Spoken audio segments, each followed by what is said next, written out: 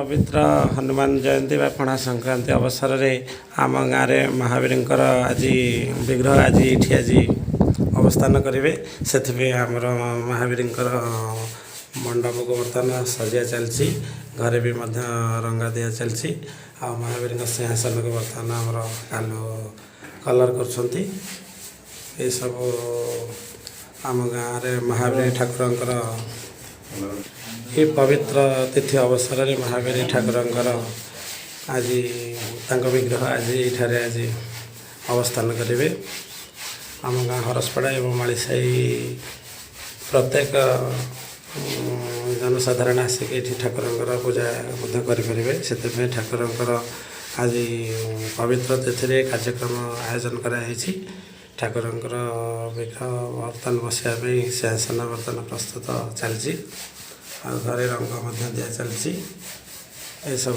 आम त्रिनाथ ना तत्वावधान सब कार्यक्रम चलती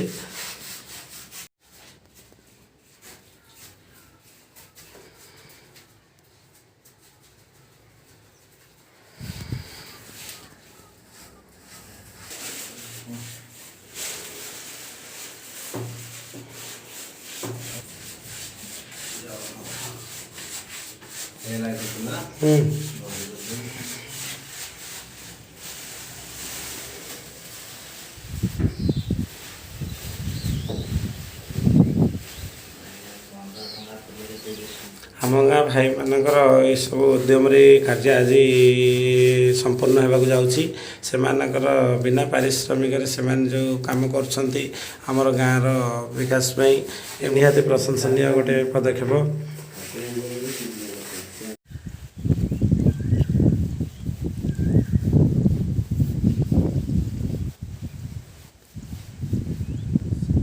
त्रिनाथ नागर ये सब तत्वावधान होकर ये विगत दिन गोटे स्वप्न थिला जे ठाकुर केमती बसवे एवं ठाकुर पूजा अर्चना गाँ वाला समस्त भलरे करेंगे से अक्लांत परिश्रम से आज की दीर्घ मसे कर मतामत नवा केमती कौन कार्य तो चली ठाकुर से कौन ठाकुर विषय टे कहे प्राय 10 वर्ष पूर्व बसते मोर घर सामने प्रभुंर इच्छा है ये बाली पोखरी स्थित अवस्थित करेंगे सी बर्तमान घर तोड़ाई रंग दिया चली ठाकुर आसिक अवस्थित करेंगे से ठाकुर इच्छा जो ठाकुर से बसवे आम तो निमिष मात्र मनुष्य आम कर्तव्य करुँ ठाकुर को इच्छा जहाँ हो इठे बाली पोखरी बसियार ठाकुर कारण कौन इच्छा है ये 5-10 खंड गाँव सब प्रकार लोक आसिक ठाकुर को पूजा करेंगे ठाकुर को दर्शन करेंगे ठाकुर इच्छा है ये स्थली बासस्थली बसवा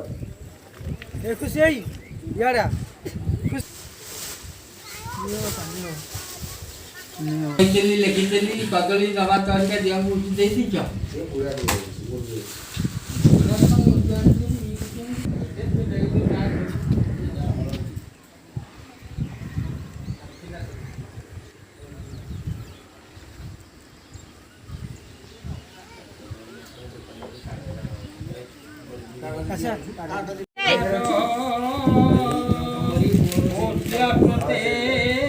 लक्ष्मी चमत्ना अहोरात्रे 12 नक्षत्राणि विष्णु दिशान सर्वलोकमनुष्या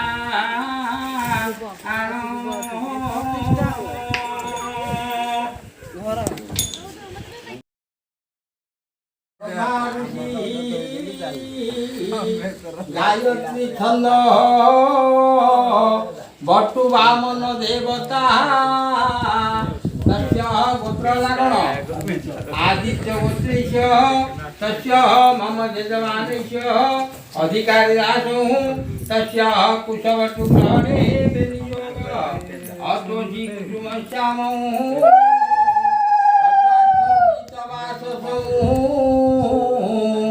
कदम मालिने पुष्पे ध्यायते नाति दुर्गति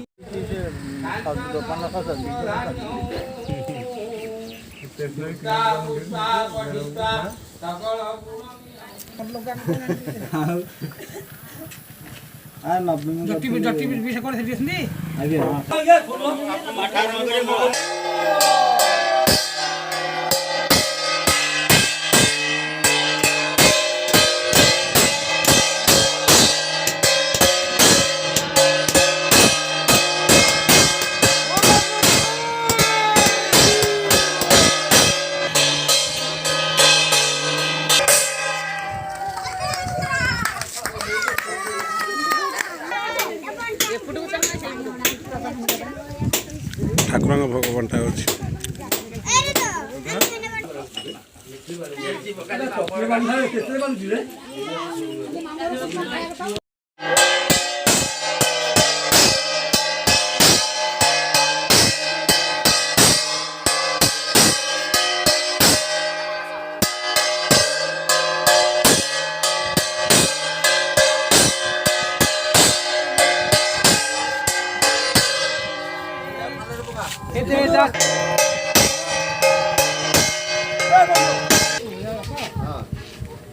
ଆରେ ବଡ଼ର ଗୋଟା କାଢୁନି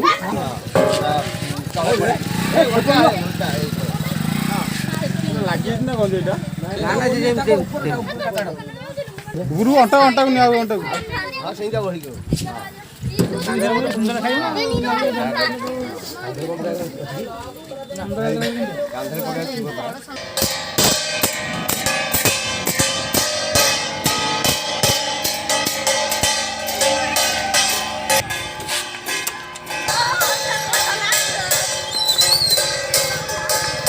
ଠାକୁର ବର୍ତ୍ତମାନ ଗାଁ ପରିକ୍ରମା କରିବେ ଆମର।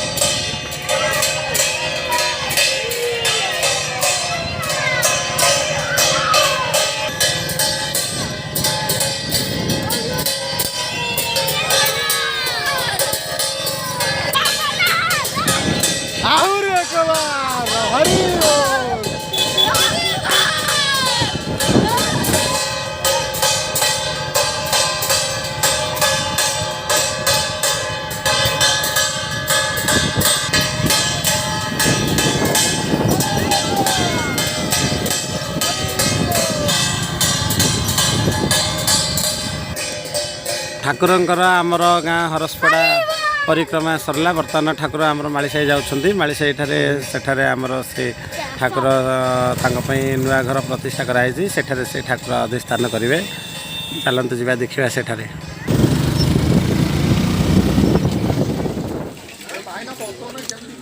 ଏ ଆମର ମାଳିସାହିଠାରେ ନୂଆ ଘର ଠାକୁରଙ୍କ ପାଇଁ ତିଆରି କରାଯାଇଛି। ସେଠାରେ ଠାକୁର ଅବସ୍ଥାନ କରିବେ।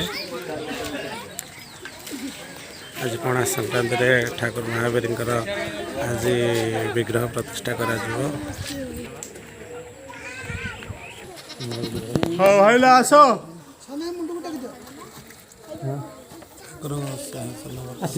ହେଇଯାଇଛି।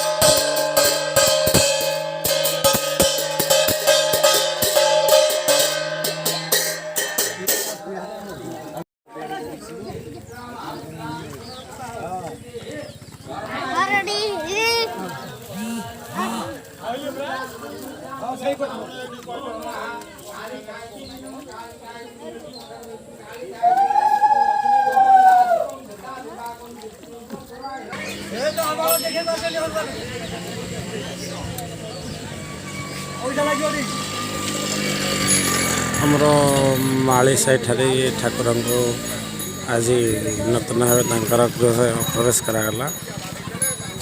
ପୂର୍ବରୁ ସେ ଆମର ହରସପଡ଼ା ଠାରେ ଥିଲେ। ସେଠାରେ କିଛି ଅସୁବିଧା ଯୋଗୁଁ ଏଠାରେ ଆମକୁ ଆମର ଠାକୁରଙ୍କୁ ପୁନର୍ବାର ଏଠି ପୁନଃ ଅବସ୍ଥାପିତ କରାଗଲା।